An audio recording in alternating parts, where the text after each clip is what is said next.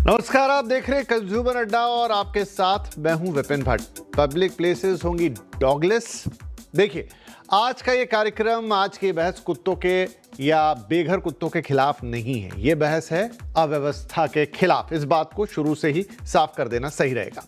इस वक्त देश की सबसे बड़ी अदालत में बेघर कुत्तों को लेकर लगातार सुनवाई चल रही है और सवाल सिर्फ कुत्तों का नहीं बल्कि शहरों के प्रबंधन, कानून के पालन और आम आदमी की सुरक्षा का है। एक सच ये है कि कुत्ते बेजुबान हैं, वे किसी साजिश के तहत आक्रामक नहीं होते। उनकी भी भूख है, बीमारी है, डर है और उनकी जिम्मेदारी इंसानों की ही है। लेकिन दूसरा सच भी उतना ही कड़वा ही है कि बच्चों का स्कूल जाना मुश्किल हो रहा है, बुजुर्गों की शाम की सैर डर में बदल रही है और कुत्तों के काटने के बढ़ते मामले सिर्फ आंकड़े नहीं हैं बल्कि किसी की जिंदगी पर सीधा असर है। ऐसे में सवाल ये नहीं है कि कुत्ते रहें या हटाए जाएं, असली सवाल यह है कि नियम क्यों लागू नहीं हो रहे, स्थानीय प्रशासन जवाबदेह क्यों नहीं है और जब कानून मौजूद है तो सड़क पर अराजकता क्यों है। सुप्रीम कोर्ट भी आज यही पूछ रहा है कि क्या दया बिना व्यवस्था संभव है और क्या सुरक्षा बिना वैज्ञानिक समाधान को हासिल किया जा सकता है। आज के शो में हम न भावनाओं से भागेंगे और ना ही हकीकत से मुंह मोड़ेंगे। हम बात करेंगे संतुलन की, समाधान की और जिम्मेदारी तय करने की, क्योंकि शहर में सबके लिए जगह है लेकिन असुरक्षा किसी के लिए भी स्वीकार्य नहीं है। तो आइए आज के इस कार्यक्रम की शुरुआत करते हैं। हमारे साथ 3 मेहमान शामिल हो रहे हैं। करणपुरी फाउंडेशन की को फाउंडर दिव्या पुरी जी, एनिमल वेलफेयर स्ट्रेटेजिस्ट और इस मामले में पिटिशनर गौरी मोलेखी जी और FEDAOA के फाउंडर आलोक कुमार साहब। आप सभी का बहुत बहुत स्वागत है। तो गौरी मैम, आपसे शुरुआत करता हूँ। आपने सुप्रीम कोर्ट में इस मामले में याचिका दायर की है, लेकिन एक नॉर्मल व्यक्ति के मन में एक सवाल आता है कि अगर प्रशासन अपना काम ठीक से कर रहा होता, अगर ABC जो नियम है वो ढंग से लागू हो रहे होते, तो आज हमको ना कोर्ट में जाने की ज़रूरत पड़ती, ना इस तरह के कोई मामले होते, ना हम कोई ऐसी बहस कर रहे होते। क्या बोलेंगे आप इसमें? हाँ, बिल्कुल ठीक बात है, क्योंकि हमारे देश में बहुत सारे कानून हैं जिसके इम्प्लीमेंटेशन पर हमेशा चैलेंज रहता है और यही एक मैंडेमस का अधिकार है कोर्ट्स का कि वो उन कानूनों को जिनको लागू नहीं किया गया है ढंग से, उसको इम्प्लीमेंट नहीं किया गया, उसको इम्प्लीमेंट करने के लिए सरकार के विभिन्न अंगों को निर्देश दे सकते हैं, उसके इम्प्लीमेंटेशन को मॉनिटर कर सकते हैं। और यही हमारी कोर्ट से इन दिनों गुजारिश है कि वो कानून को इम्प्लीमेंट ना होने से उसको रद्द ना करें, उस कानून को इम्प्लीमेंट करने में सरकारों को प्रेरित करें और उनको अकाउंटेबल ठहराएं उसको इम्प्लीमेंट करने के लिए। कुत्तों की नसबंदी करने का ये जो कानून बना है, बड़े डेमोक्रेटिक ढंग से बना है, बहुत सोच विचार करके बना है, साइंटिफिक प्रोसेसेस से बना है, सारे स्टेक होल्डर से कंसल्टेशन करने के बाद बना है, पार्लियामेंट के अप्रूवल से वो लागू हुआ है पूरे देश में। तो उसको एक झटके में रद्द तो नहीं किया जा सकता। हाँ, उसको इम्प्लीमेंट कराने के लिए ऊपर से वो जो है वो कोर्ट्स उसको मॉनिटर कर सकते हैं, उस पर स्टेट्स को निर्देश दे सकते हैं जो उनको देने चाहिए। दिव्या मैम, आप तो ऑन ग्राउंड काम करती हैं, जमीनी जो हकीकत है उससे वाकिफ हैं, तो क्या लगभग उसी सवाल का एक्सटेंशन की जो आज की ये समस्या इतनी बड़ी पैदा हो गई जिसपे शहर दर शहर लोग आपस में लड़ रहे हैं, बहस कर रहे हैं, मामला कोर्ट तक पहुंचा और अब तो सुप्रीम कोर्ट तक पहुंचा, और सिर्फ पहुंचा नहीं है, मतलब उस पर एक लंबी बहस हो रही है। इवन सुप्रीम कोर्ट की एक बेंच पर एक ऑर्डर आता है, उसकी खिलाफत होती है, बड़ी बेंच बनती है और मामला अभी भी है।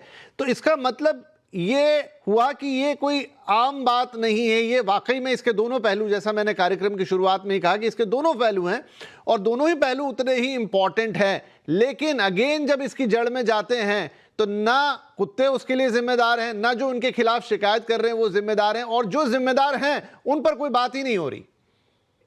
मैं आपसे एकदम अग्री करती हूँ कि जो जिम्मेदार है वो है म्युनिसिपल बॉडीज हर शहर की।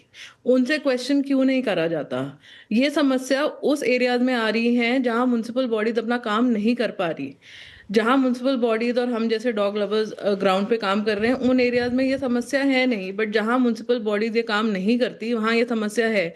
एक बहुत इंटरेस्टिंग फैक्ट है कि जितनी भी स्टेट्स ने अपना एफिडेविट्स दिया है, उन्होंने अपने आप ये नंबर्स दिए हैं कि हमने ABC से सिर्फ 5% करा है उस शहर और उस सिटी के अंदर। तो क्यों नहीं म्युनिसिपल बॉडीज को बुलाया जा रहा और उनसे पूछा जा रहा कि आप अपना काम पिछले 25 सालों से क्यों नहीं कर पा रहे। एबीसी 2001, एबीसी 2023 एक बहुत सिंपल सी चीज बोलता है कि नसबंदी करिए और कुत्तों को उनकी जगह पे वापस छोड़िए। अगर ये 20 साल से काम होता तो हमारी पॉपुलेशन अभी बहुत कम परसेंटेज की बच जाती, बट पिछले 25 सालों से इन म्युनिसिपल बॉडीज ने ये काम नहीं करा। और अब सुप्रीम कोर्ट को लगता है कि ये सेम म्युनिसिपल बॉडी जो फेल हो चुकी है कंप्लीटली एबीसी इंप्लीमेंट करने में, वो शेल्टर्स बना के इन कुत्तों को वहां अच्छे से रखेगी, खाना खिलाएगी और वेटनरी केयर प्रोवाइड करेगी। क्या Valid हमारे point. पास इसके लिए पैसे भी हैं? इंफ्रास्ट्रक्चर तो है ही नहीं, पैसे भी नहीं है एंड विल भी नहीं है। कौन करेगा? एबीसी म्युनिसिपल बॉडीज नहीं करना चाहती, तो वो शेल्टर्स में क्यों इन कुत्तों को 10-15 साल के लिए और रखेंगे अपने पास? Right right. आलोक सर, क्योंकि हाउसिंग सोसाइटीज़ की एक बड़ी समस्या है और आए दिन, चाहे वो दिल्ली की बात हो, मुंबई की बात हो, देश का कोई और शहर हो, सब जगह लगभग यही नज़ारे हैं।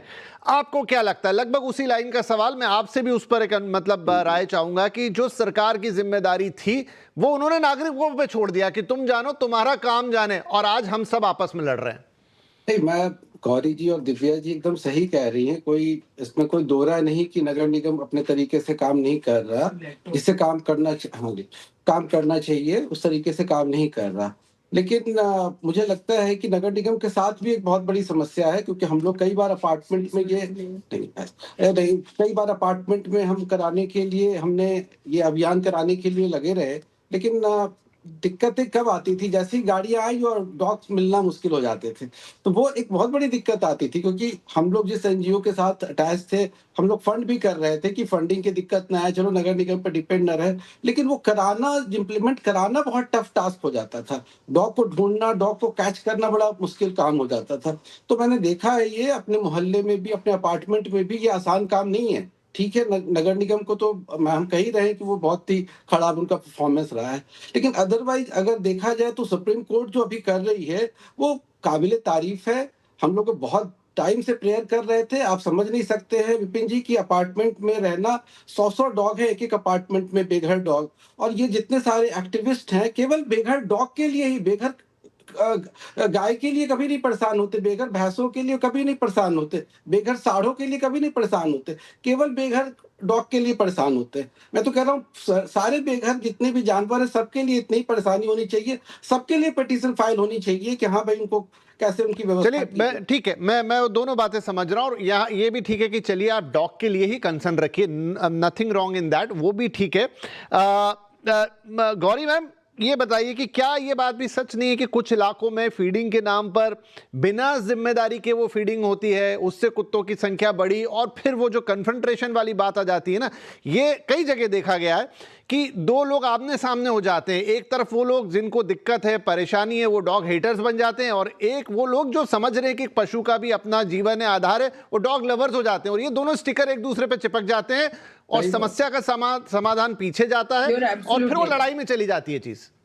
दिक्कत यह है कि हमारे देश में सबसे बड़े फीडर्स तो म्युनिसिपल कॉर्पोरेशंस हैं, क्योंकि उन्होंने जगह-जगह खुला कूड़ा छोड़ा हुआ है। हमारे देश का सॉलिड वेस्ट डिस्पोजल सिस्टम इतना बकवास है कि वो कुत्तों को तो क्या, गायों को, सांडों को, सभी के लिए एक बहुत ही बड़ा खाने का अड्डा बन जाता है। ये पुअर जानवर जिनको कोई नहीं मिलता खाना, वो कूड़ा खाने पे मजबूर हो जाते हैं।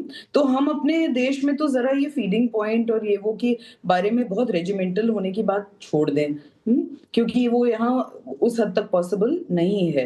लोग हैं भाई, हमारा तो देश ऐसा है ना कि प्राचीन काल से हमें यही सिखाया जाता है कि पहली रोटी गाय की होती है, आखिरी रोटी कुत्ते की होती है। ये हमारा कल्चरल एंटाइटलमेंट है और हमारे हाँ, पर पता है गौरी मैम, मैं